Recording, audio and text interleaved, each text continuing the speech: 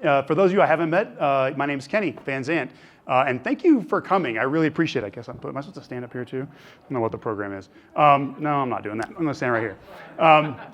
They gave me 15 minutes on the agenda, and I can't even brush my teeth in 15 minutes. So there's no chance I'm going to make that happen. I just want to start by saying thank you for being here. Thank you for supporting our work. We're all here for one reason, and the same reason, and that is free beer. Just a free beer, as it turns out. Free beer doesn't grow on trees, so just a free beer. But anyway, no, we're all here because we share a common belief about what the Big Wood means to us and the role it plays in this valley. It is not hyperbole to say that the Big Wood is the beating heart of our valley's ecosystem. It is the driver of our summer economy for sure, and a major driver of just the outdoor culture that we have in the valley. It's one of the reasons that many of us live here. So it's obviously really important to everybody in this room. But unsurprisingly, the Big Wood has been overhandled and underloved. And so what that has resulted in is lesser water quality, worsening water quality, fewer bugs, worsening floodplain function, and a fishery that isn't as good as it could be or has been in the past. It seems like every time the river's needs and our wants collide, the river ends up losing. There's nothing new about that tale, right? That is most Western rivers, especially in developed valleys, most Western rivers. Nothing new about that. Nothing unique to the Wood River Valley with that story, with the exception that it is our river. It is where we live. That makes it very different. How we treat it is a representation of a symbol of our values and what we value, what we think is important. So into that situation, Project Big Wood was created with a mission to just build a better Big Wood. It's as simple as that. We take an approach that's based on 4 things. Number 1, data. We can't draw conclusions. We can't agree on next steps if we don't agree on the facts. We have to have the facts. Number 2 is education. We want to take those facts and those conclusions and want to create a much more informed community. Our community doesn't know much about the Big Wood. In fact, I bet you there are people in this room that when we play this video, some of those stretches will be the first time you've ever laid eyes on those stretches of that river. And so we don't have nearly enough of an informed community. So education is really important. This State of the Big Wood report is a big part of that. Number 3 is advocacy, which is like a dime store word. It just simply means that we take those conclusions, we take that data, we take the values that the community shares with us, and we voice those, represent those to the people that make the rules and enforce the rules in the valley. So that means municipalities, regulators, agencies, people like that. So we have Christine Hilt, who I'm sure many of you know, who recently joined us, who runs that part of what we do, and it's really, really important, advocating on behalf of the river. And the 4th piece is what almost everybody thinks of solely when they think about restoration, which is what we call earthworks. And this is work done directly in the river basin. So it's moving dirt, it's moving rocks, it's moving wood, it's installing equipment, it's doing whatever we need to do to protect what's working and to fix what's broken. So those are the 4 pieces. A good example of how those 4 things kind of come together, an example that I'll share with you, is our canal fish screen project. So there are, from top to bottom on the Big Wood, about 75 places where water is diverted out of the system. 75. Now, most of those are relatively small. They are, diverting a little bit of water to go into someone's backyard or a small side channel that has been there for a really long time. But a few of them are really big. And we know from fish rescue projects that we lose in the tens of thousands of fish every year to those canals, permanently out of the system. Some people in the community think it could be well over 100,000 fish that we lose every year. That's a lot of biomass lost into those systems, like a tremendous amount, right? So in partnership with Idaho Fish and Game, earlier this year we tagged hundreds of fish in the lower Big Wood, and with cooperation of the D45 and bypass canal organizations, we put up sensors at the heads of those canals, and we intend to measure how many fish get into those canals and are lost forever, sort of get a sense of the movement of the fish in the system. And so with that, I mean, we hope to and plan to put up a fish screen by as early as next spring.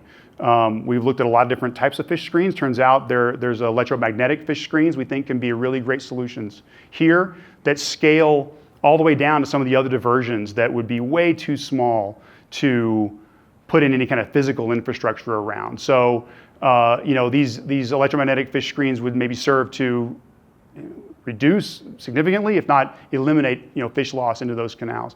So that's a great example of where data and actual work in the river system sort of work together to create a solution we think has a real impact on something many of us care about, which is the health of the fishery.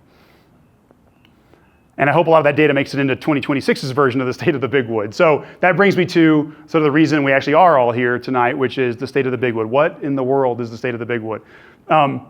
So this is something that I've wanted to do for many years now. And the way I think about it is, if the Big Wood River were a patient, this would be the results of the annual physical. This is something where we catalog and measure the factors that drive a healthy river basin.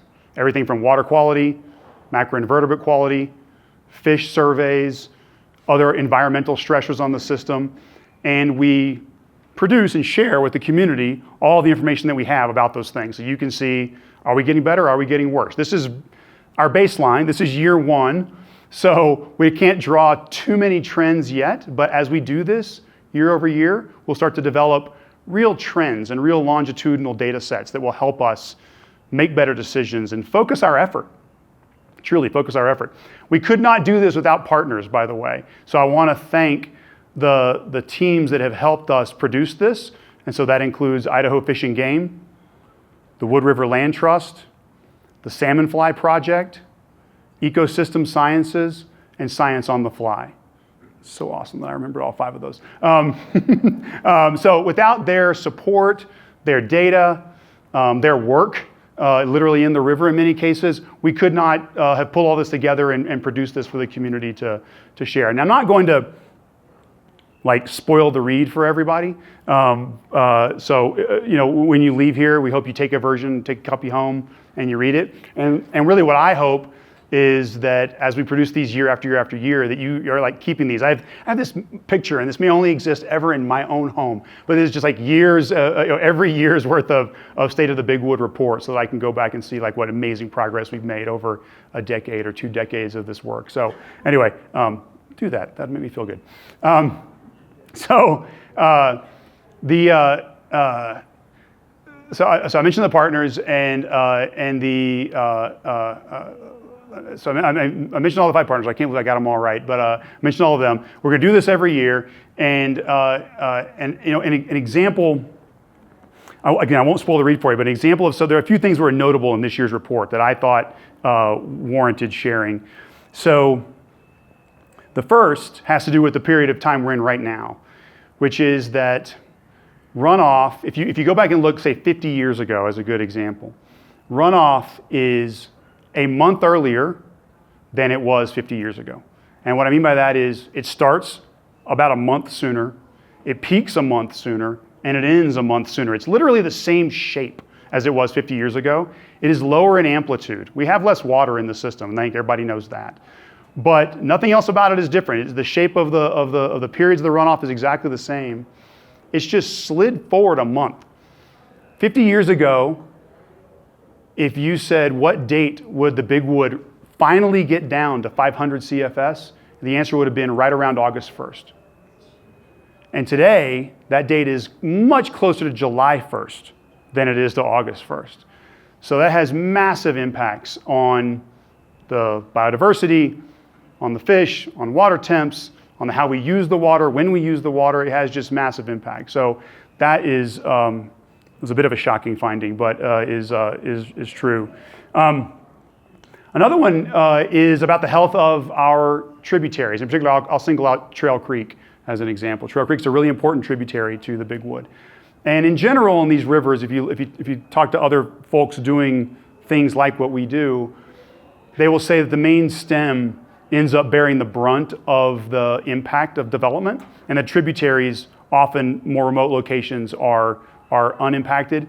And while that might be true for some of the upper tributaries on the Big Wood, that's certainly not true of Trail Creek. Trail Creek ends up having some of the most degraded water quality and macroinvertebrate diversity anywhere in the system. And we don't fully understand why, and it's not just below the resort, it's also above the resort. We were really surprised by the lack of what you would hope to be really rich biodiverse environment in that tributary. So that warrants a ton more further study. And certainly there's some obvious things we think we can do relative to impoundments and continued flows and fish ladders and things of that nature on Trail Creek above the resort. But in general, that was a much less healthy ecosystem we expected to find. And the third thing, which I think a lot of you probably know and is really exciting, is there is growing consensus. I won't say it's final consensus, but growing consensus that the fish in the Big Wood, the red band fish, are actually truly an isolated, geologically isolated and unique DNA strain of red band. These are just not your standard Columbia Basin rainbow trout that you can find in rivers all over the West. There's something really special about these fish, and again, that's been a hunch, I think, of anglers for a really long time. But I'm super excited. I don't think the impact of what that means is fully known, but I'm really excited about what that means for attracting people here to fish for these fish, because they're incredible. And I'm excited to see what it means for how we treat the resource, how we manage the resource. So those are three things that I think are incredibly exciting findings that you'll read more about in the report. So with that, as Amanda mentioned, we produced a video with some personalities, some local personalities many of you will know, and it's sort of a fun and adventurous trip down the Big Wood. And so I want to play that video now, and then I'll come back and make a few more comments after that's over. So let's run the video. I want to wrap up my comments here tonight with just a couple of important things. And the first is a humble plea. I want to ask everybody here to find their role in this project. We named Project Big Wood explicitly, not about like an organization, but about the work to get done, knowing that there is no no one person owns the river. There's not a management company that is managing the river like we have on the mountain. No one's coming. Like, it is up to us, right? We love the river. We use the river. It's up to our community to defend the river.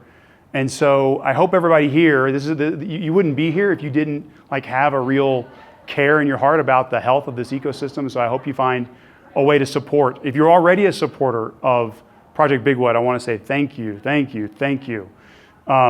And if you're not yet a supporter, I hope that tonight you've learned a little bit about who we are and what the work we do is and what our values are, what we prioritize.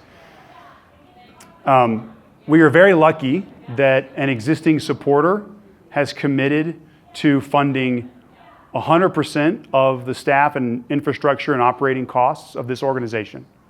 So every dollar that we raise goes directly into one of those four pillars: data, educating the community, advocacy, or earthworks. Every dollar goes directly into programs. So your support is everything. It is the work getting done, which is I think something that's really unique. So obviously, you can scan this QR code and make a donation right now if you want. You can donate one time. You can donate on a recurring basis. And if donating isn't in the cards for you, then go to the merchandise store of our website or go visit our retail partners, the fly shops in town that have graciously agreed to put our hats and buffs and sun shirts in their stores and buy a shirt and represent this brand. Like, be a part of this project with us. That is really the most valuable thing you could do, is to share that story. We have the people, we have the passion, and with your help, we have the momentum to really, really make a better Big Wood. So thank you for being here very much.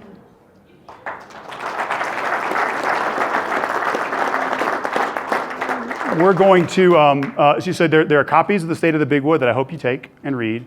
There are free buffs available if you can get them while supplies last, so to speak. And there will be tables set up out here with staff. So if you have questions, please come find one of us. We're wearing either a gray or a tan shirt with Project Big Wood on it. You can find us, ask questions about anything you heard tonight or anything that's on your mind whatsoever. And we'll talk about this until there's no more words left to say about it. So anyway, thank you again. And everybody, enjoy opener weekend. Have a great fishing season, and we will see you on the river. Thanks, guys.